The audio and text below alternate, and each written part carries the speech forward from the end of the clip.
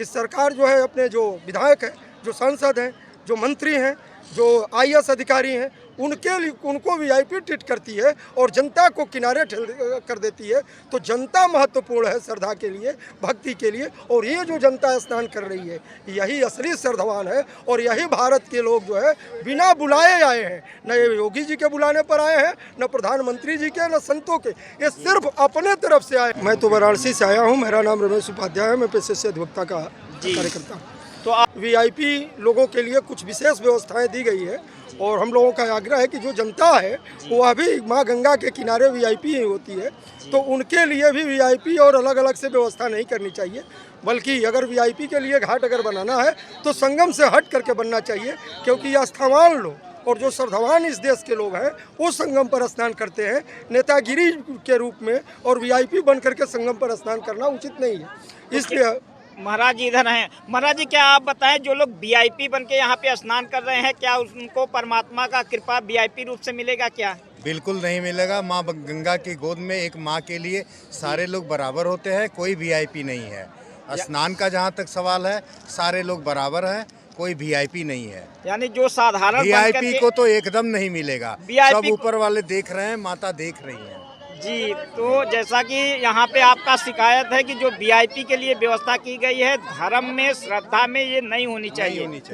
कारण है कि जो महाकुंभ का मेला है, इसमें आदि शंकराचार्य महाराज की भूमिका है, जो 4 पीठों के शंकराचार्य हैं। तो इस जगह का जो महत्व है वह शंकराचार्य के माध्यम से, साधु संतों के माध्यम से है। तो साधु संतों के लिए व्यवस्था करना एक अलग की बात है।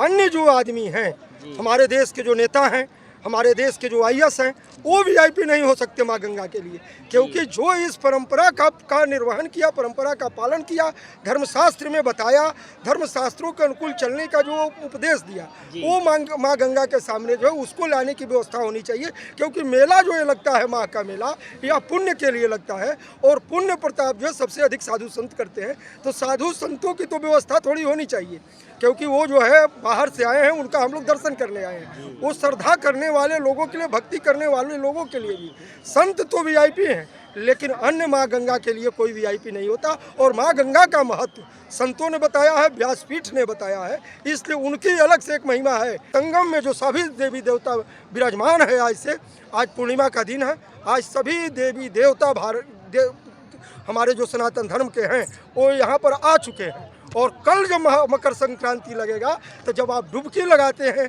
इसमें, आज से के बाद आज पहला दिन आए हुए हैं तो उनका दर्शन हो रहा है अपरोक्ष रूप से, और कल जब डुबकी लगाएंगे तो साथ में आपके गंगा स्नान करेंगे। यह महत्व है मकर संक्रांति के बाद से माघ के अमावस्या तक का। और माघ का जो अमावस्या का जो तिथि होता है वह तो इतना महत्वपूर्ण है कि उस दिन सभी देवी देवता आपके स्नान के साथ साथ स्वयं वो भी स्नान करने लगते हैं और आप पर जल की धारा प्रवाहित करते हैं। यह सनातन धर्म है, यह कोई वीआईपी का जगह नहीं है और न किसी व्यक्ति विशेष का है। यह सिर्फ सनातन धर्म में आस्था रखने वाले, भक्ति रखने वाले, माँ गंगा के प्रति लगाव रखने वाले, और संगम का जो त्रिवेणी यहाँ पर कहा जाता है कि अंदर से जो माता सरस्वती विराजमान है, तो माता सरस्वती और यमुना और माँ गंगा का जो त्रिवेणी यहाँ प्रवाहित हो रहा है, उसका लाभ के लिए इसी के चलते जो है हम लोग सभी लोग यहाँ पर आए हुए हैं। और पेशे से हम अधिवक्ता होते हुए भी हम लोग जो है इस बात को मानते हैं कि भारतवर्ष में गौ माता को राष्ट्रमाता घोषित करना चाहिए।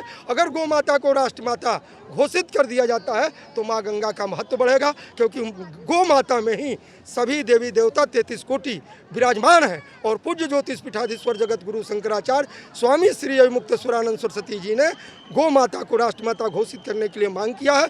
महाराष्ट्र सरकार ने राज्य माता घोषित किया है। तो इस संगम के तट पर हम महाराष्ट्र सरकार को बधाई देते हैं कि सबसे पहले राज्य माता घोषित करके गौ माता को यह साबित कर दिया कि 33 कोटि देवी देवता हमारे विराजमान हैं। ये जरूर है कि जो घोषित किए हैं उन्हें मुख्यमंत्री पद भी छोड़ना पड़ गया, लेकिन उसने सनातन धर्म के प्रति जो कार्य किया है वो सराहनीय है और माँ गंगा का आशीर्वाद उनके साथ है। हम लोग भी वैसे लोगों का सम्मान करते हैं। सनातन धर्म में ऐसे लोगों का ही सम्मान होना चाहिए जो गाय, गंगा और गायत्री की रक्षा करे।